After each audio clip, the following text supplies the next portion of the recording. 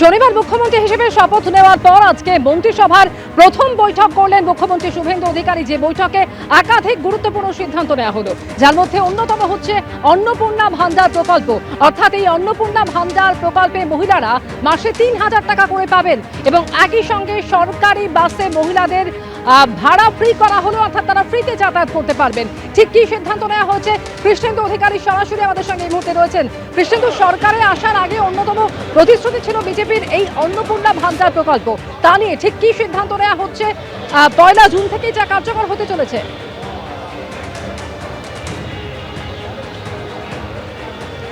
দেখো, তার আগে তোমায় দুটো তথ্য দিই।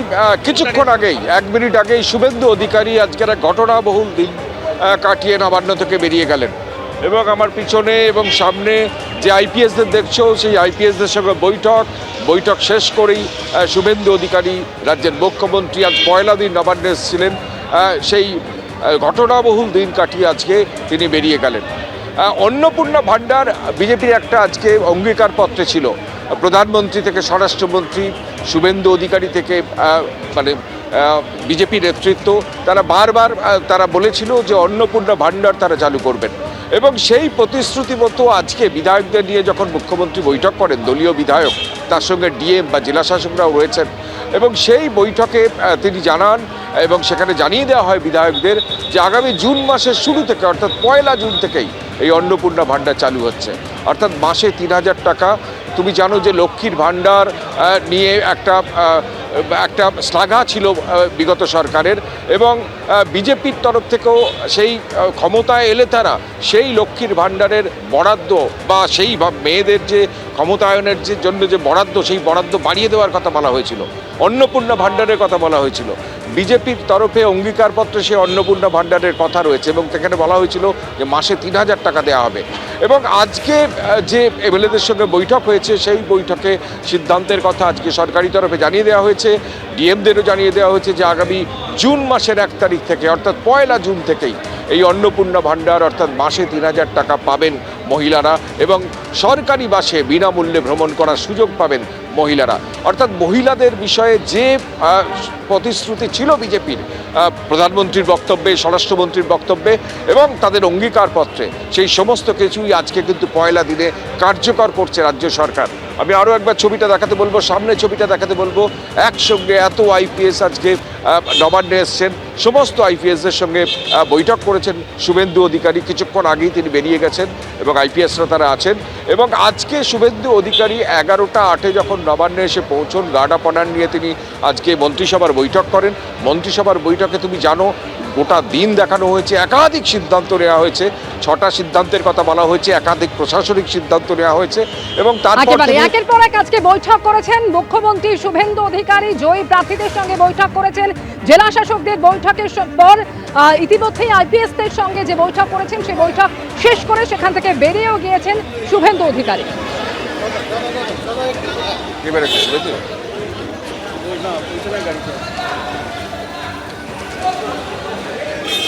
কিছুক্ষণ আগে নবান্ন ছেড়ে বেরিয়ে গেলেন মুখ্যমন্ত্রী শুভেন্দু অধিকারী।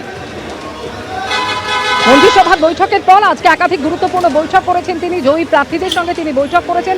কিছুক্ষণ আগেই আইপিএস অফিসারদের সঙ্গে বৈঠক শেষ করার পর নবান্ন ছেড়ে বেরিয়ে গেলেন মুখ্যমন্ত্রী শুভেন্দু অধিকারী। সেই মুহূর্তের ছবি দেখছেন।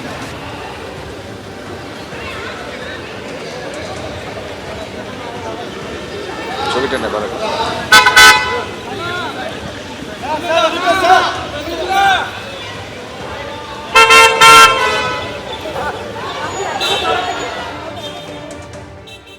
এক তারিখ থেকে মহিলাদেরও কাজটা হবে। তারপরে আমাদের এই আয়ুষ্মান ভারত এই পোর্টালটাও চালু হবে। আজকেই উনি অ্যানাউন্স করেছেন যে স্বাস্থ্যসাথীটাও ততদিন চলতে থাকুক।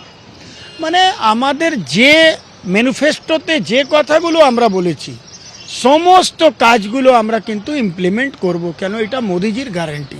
লক্ষ্মীর ভান্ডার যারা পাচ্ছেন তাদেরকে অন্নপূর্ণা ভান্ডার পাওয়ার জন্য কি পৃথক ফর্ম ফিল আপ করতে হবে নাকি ওইটা? না, এইটার জন্য উনি কিছু ক্লিয়ার করেননি, কিন্তু এইটার জন্য যারা পাবেন তার ভেরিফিকেশন হবে। কেন বহু ভুয়ো লোক পাচ্ছেন আর বহু লোক যাদের পাওয়া উচিত তারা কিন্তু পাচ্ছেন না। আবাস যোজনার ক্ষেত্রেও সেম হয়েছে। আবাস যোজনাতে নিজের লোককে আবাস দেওয়ার কাজ হয়েছে, তো সেইটার জন্যও আমরা মুখ্যমন্ত্রীজিকে আমরা আপিল করেছি যে এইটাও একটু ভেরিফিকেশন হোক, যারা ন্যায্য যারা পাওয়া উচিত তাদেরকেই এটা পাওয়া যাক, যারা এখন অলরেডি পেয়ে গেছেন তাদের জন্য একটু ভেরিফিকেশন হোক। যদি কেউ লোক ভোটার লিস্টে নাম নেই, আবাস যোজনায় তারা কিন্তু আবাস পেয়েছেন, তার টাকা কিন্তু ফেরত নিতে হবে। এবিপি আনন্দ, এগিয়ে থাকে, এগিয়ে রাখে।